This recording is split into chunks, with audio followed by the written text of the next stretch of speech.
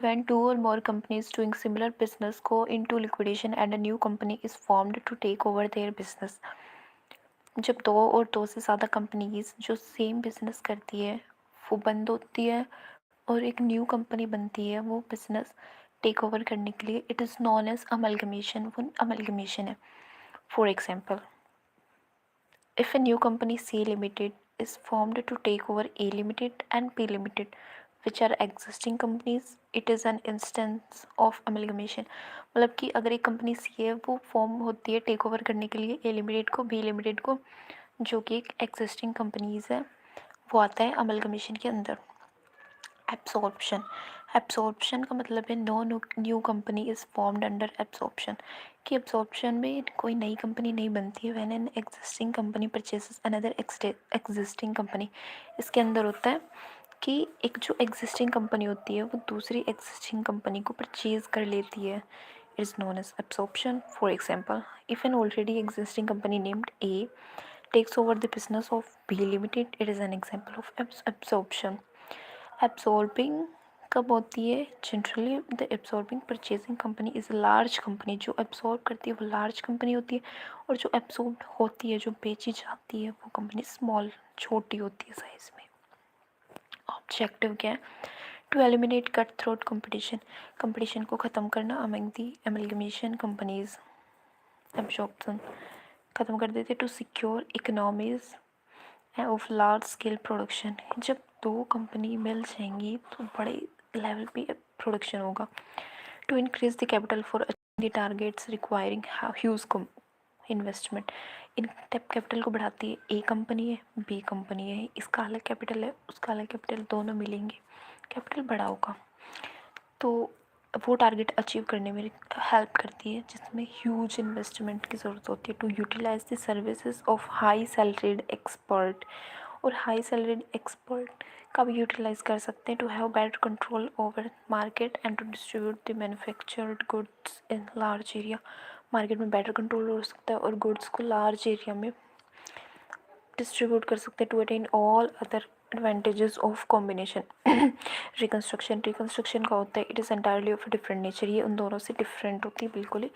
The object is not to bring about a combination, इसके अंदर कोई कॉम्बिनेशन नहीं होता है किसी भी कंपनी का, but merely to recognise a company which has suffered huge losses which have to be written off. लेकिन रीऑर्गेनाइज होता है उस कंपनी का जो ह्यूज लॉस से सफ़र कर रही है और बंद होने वाली होती है। रिकन्स्ट्रक्शन दो टाइप के हो सकते हैं, external, internal. External reconstruction meaning it is similar to amalgamation though not exactly the same. ये थोड़ा बहुत अमलगमेशन जैसा होता है कि दो कंपनी मिलकर एक बड़ी कंपनी बनाती है, लेकिन थोड़ा बहुत डिफरेंट होता है। इन external reconstruction a new company is formed, इसके अंदर न्यू कंपनी बनती है for the express purpose of taking over the business of existing से कंपनी। एक छोटी कंपनी या कम चलने वाली कंपनी का बिजनेस टेक ओवर करने के लिए एक नई कंपनी बनती है which has incurred huge losses, जो ह्यूज लॉसेस से गुजर रही होती है। फेसिंग फाइनेंशियल डिफिकल्टीज़, और फाइनेंशियल डिफिकल्टीज सफ़र कर रही होती है। Existing company is wound up by selling its business to the newly formed company, और जो एग्जिस्टिंग कंपनी होती है वो बंद हो जाती है, अपना बिजनेस बेच के न्यू कंपनी बन जाती है which is generally similar named on the same share holder, जो उसी सेम शेयर होल्डर से बनती है के नाम से। For example, Assam tea company limited was taken over by A newly formed new company limited, कि जो पहले असम टी कंपनी लिमिटेड थी वो ये new Assam tea company limited के नाम से बन जाती है। In such case the former company will be wound up, और जो पहले वाली कंपनी होती है वो वाउंड अप हो जाती है, और the latter company will be purchasing company, और जो कंपनी होती है वो परचेजिंग कंपनी नहीं होती है। ऑब्जेक्टिव, एक्सटर्नल कंस्ट्रक्शन के ऑब्जेक्टिव क्या है?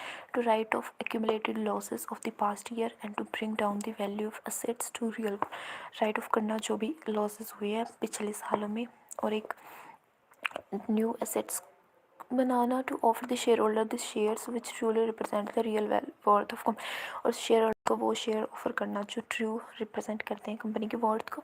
To save the company from losses and future, company को फ्यूचर वाले लॉसेस से बचाना। टू रेज फ्रेश कैपिटल, और फ्रेश कैपिटल रेज करना। To all together change the memorandum of association, internal reconstruction का मतलब होता है it is quite different from all the forms of business. ये सबसे अलग होती है जो अभी पढ़ी है हमने। In scheme of internal reconstruction there is neither existing company continues in liquidation और फॉर्मेशन ऑफ न्यू कंपनी, कि ना ही तो इसमें कंपनी बंद होती है, बेची जाती है, और ना ही न्यू कंपनी बनती है to take over any existing business की। किसी भी एग्जिस्टिंग बिजनेस को टेक ओवर करने के लिए the existing company continues in its legal entity form and is only reorganized internally, कि सिर्फ वो internally reorganized होती है। company having huge accumulated losses and whose assets done by rearrangement and reduction of share capital. In case of a company having huge accumulated losses and whose assets are overvalued, a scheme of capital reduction is adopted. Capital को छोटा कर दिया जाता है, use capital होती है वो छोटी करती जाती है, इंटरनली चेंज होता है, रीअरेंजमेंट होती है। Under the scheme share capital and sometimes debentures and creditor also is return down. उनकी भी वैल्यू कम कर दी जाती है शेयर कैपिटल की और डिबेंचर्स की। Share capital and sometimes debenture also is written of real worth and that amount so reduces utilized to wipe off the accumulated losses। और जो अमाउंट बचती है वो जो लॉस होती है उसको समेटने के लिए काम आती है fictitious asset and to reduce the overvalued assets। Internal reconstruction के ऑब्जेक्ट में to present true and fair picture of the company by writing of past years accumulated losses and by writing down the value of assets to their true values। present value और सही value picture show करता है company की, जो भी पिछले साल के लॉसेस होते हैं उसको हटाने के बाद, और जो वैल्यू के एसेट्स है उसको घटा के सही वैल्यू बताने के बाद हेल्प करता है to write off fictitious asset such as share issue expenses discount on issue etcetera. Fictitious asset को कम करता है, ख़त्म करता है to reduce the face value of shares to their real worth, to create confidence among shareholders by assuring them fair return on their true investment। Okay. Difference between amalgamation, absorption and reconstruction, liquidation। all the companies which go into amalgamation are liquidated। जो भी company amalgamation के अंदर जाती है वो बंद हो जाती है, liquidation हो जाती है, बेची जाती है। absorption, only that company goes into liquidation whose business is purchased by another company। इसके अंदर जो जिस कंपनी को खरीदा जाता है केवल वही liquidation होती है। only that company goes into liquidation which is being reconstructed, इसके अंदर वही होता है जो reconstruct की जाती है। फॉर्मेशन न्यू कंपनी, अमलगमेशन के अंदर न्यू कंपनी बनती है, नो एब्सॉर्प्शन के अंदर कोई भी नई न्यू कंपनी नहीं बनती है। एग्जिस्टिंग कंपनी दूसरी एग्जिस्टिंग कंपनी को खरीद लेती है तो नई कंपनी तो नहीं बनी। New company must be formed, reconstruction के अंदर भी न्यू कंपनी बनती है। Financial position of the companies, financial position of the companies going to amalgamation is usually the same. Financial position same ही होती है। Financial position of the absorbing company is usually sound in comparison to the absorbed selling company. Financial position of the old company is very bad. It is normally a company which has main objective is to eliminate the losses, eliminate the competition among amalgamated companies, competition को कम करना है, eliminate the expansion of business and achieve the economies of large scale production। its main objective is to write off accumulated losses and offering to the shareholder the shares which truly represent the real worth of business। Share holder position, new company के अंदर share holder की क्या position होती है? Amalgamation के अंदर होती है share holder of the amalgamated companies become the share holders of the new company.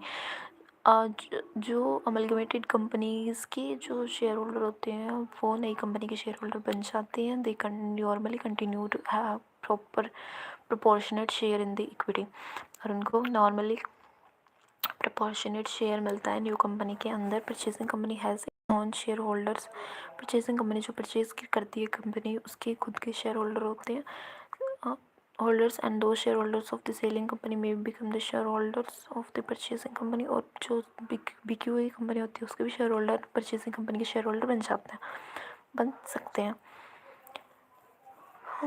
they normally do not continue to have a proportionate share in the equity of the purchasing company. लेकिन उनका कोई proportionate share नहीं होता है purchasing company के अंदर. Most of the shareholders of the old company continue to become the shareholder of new company with a proportionate share in the equity. Reconstruction के अंदर होता है जो पुरानी कंपनी की शेयर होल्डर होती हैं वो भैया आगे कंपनी के शेयर होल्डर बनते हैं और उसी प्रपोर्शनेट शेयर्स के अंदर इक्विटी में. ओके, तो from accounting point of view there is no difference in amalgamation, absorption and external reconstruction. Little bit similar होते हैं amalgamation, absorption and external reconstruction. Reconstruction और internal reconstruction little bit different होते हैं. और in case of internal reconstruction the accounting procedure is entirely different. According to the amalgamation is governed by the accounting standard 14 issued by the Institute of a Chartered Accountant of India. This accounting standard is mandatory in nature. Definition है the following terms with specified meaning have been used in accounting standard. accounting standard के अंदर ये दो term use की गई हैं. 3 transfer company. Transfer company वो होती है means the company which is amalgamated into another company. जो कंपनी दूसरी कंपनी के अंदर अमलगमेटेड हो जाती है. जो कंपनी सेलिंग कंपनी को ट्रांसफरर कंपनी बोलते हैं. एंड ट्रांसफरी कंपनी वो होती है जो company means the company into which transferor company is amalgamated जिसके अंदर ट्रांसफरर कंपनी अमलगमेट होती है. मतलब जो परचेजिंग कंपनी होती है अमलगमेशन के. According to the new meaning amalgamation में be of 2 types. Amalgamation 2 types की होती है मर्जर और purchase. Merger purchase. Amalgamation in nature of merger. Nature of merger में होता है all the assets and liabilities of the transfer company become after amalgamation the assets and liabilities of the transferee company. जो भी asset और liability होते हैं transfer company के मतलब जो सेलिंग कंपनी के become after amalgamation the assets and liabilities of the transferee company. वो एसेट्स और लाइबिलिटी ट्रांसफरी कंपनी के बन जाते हैं परचेजिंग कंपनी के बन जाते हैं मर्जर के अंदर. मर्ज होना मतलब मर्ज होना. मर्ज होने के मतलब यही है कि जो उसका है वो उसका हो जाएगा. Share holders holding not less than 90% of the face value of the equity shares of the transfer company. Share holder की जो वैल्यू है वो 90% से कम नहीं होनी चाहिए. Other than the equity share already held therein immediately before the amalgamation by the transferee company और its subsidiary और their nominees become equity share holder of the transferee company by virtue of the amalgamation. वो transferee जो company होती है purchasing जो company होती है उसके इक्विटी में शेयर होल्डर बन जाते हैं. The consideration for the amalgamation receivable by those equity shareholder of the transferor company who agree to become equity shareholder. और जो कंसिडरेशन होता है अमलगमेशन रिसीवेबल के लिए जो दोज इक्विटी शेयर होल्डर उस इक्विटी शेयर होल्डर का of the transfer company purchasing company selling company who agree जो अग्री हो जाती है जो कंपनी बिकती है वो अग्री हो जाती है to become equity share holder of the transfer कि मैं बन जाऊँगा equity share holder purchasing company का. Is discharge by the transferring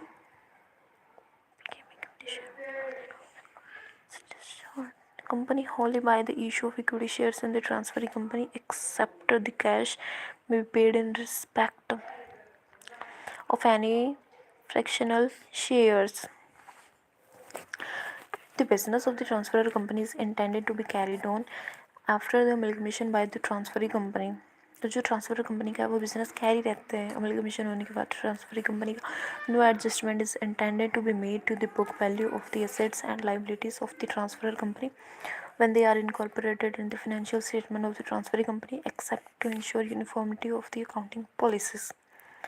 amalgamation है nature of purchase. Nature of purchase में होता है कि जो ये 5 पॉइंट उसमें से सेटिस्फाई ना करे तो हो जाता है अकाउंटिंग नहीं अमलगमेशन है नेचर ऑफ परचेज फुलफिल करते तो अमलगमेशन है nature of merger. That's it.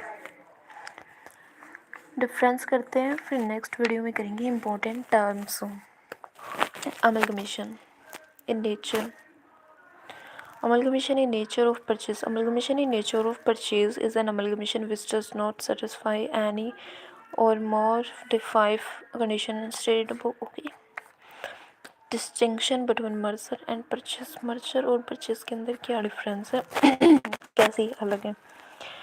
Amalgamation in the nature of merger In such a case, there is a genuine pooling not merely of assets and liability of the amalgamating companies, but also of the shareholders' interest. As such, the shareholders of all the transferred company continue to have a substantial proportionate share in the equity or management of the transferring company. इसके अंदर होता है decision pooling not merely of assets and liability of the amalgamating company, but also of the shareholder interest. कि जो transfer company जो selling company होती है वो कंटिन्यू कर सकती है अपना proportional share equity management transfer company purchasing company के अंदर, और नेचर परचेज के अंदर होता है in such case one company acquire another, एक कंपनी दूसरी को खरीद लेती है। As a consequence the share holders of the transfer company normally do not continue नहीं कर सकते proportional share in the equity of management of the transfer purchasing company के अंदर। दूसरा case, assets and liability reserves of the transfer company are recorded by the transferring company at their existing amount. इसके अंदर होता है जो भी assets और लाइबिलिटी रिजर्व की होती है परचेजिंग नहीं सेलिंग कंपनी ने रिकॉर्ड की जाती है परचेजिंग कंपनी के अंदर उनकी एग्जिस्टिंग अमाउंट्स में, और परचेज के अंदर होते हैं such case assets and liability of selling company are recorded by the purchasing company at the values revised on the basis of their fair values के अंदर रिकॉर्ड की जाती है the balance of statement of profit and loss of the transfer companies aggregate with the balance of the statement of profit of the transferred company, and all the reserves of the transferred company, whether capital or revenue, are merged into the reserves of the transferring company. जो balance of statement profit and loss होता है selling company का वो हो जाता है statement profit and loss हो जाता है ट्रांसफर परचेजिंग कंपनी का। वेदर कैपिटल और रेवेन्यू आर मर्ज्ड, जो कैपिटल और रेवेन्यू होते हैं वो मिल जाते हैं into reserves of transferring company purchasing company के अंदर। The balance and of the statement of profit and loss और reserves of the transfer company other than the statutory reserves are not included in the books. वो record नहीं किए जाते, opposite है इसका। Is always intended to continue the business of transfer company, और जो वो सेलिंग कंपनी होती है वो अपना बिजनेस चालू कर सकती है, मतलब कैरी कर सकती है। It may not intended to continue the business of the transfer company, इसमें नहीं कर सकते। It would be found that there is no difference between amalgamation absorption and external reconstruction for as per accounting standard 14। That's it, ये हम करेंगे next video में। Bye bye.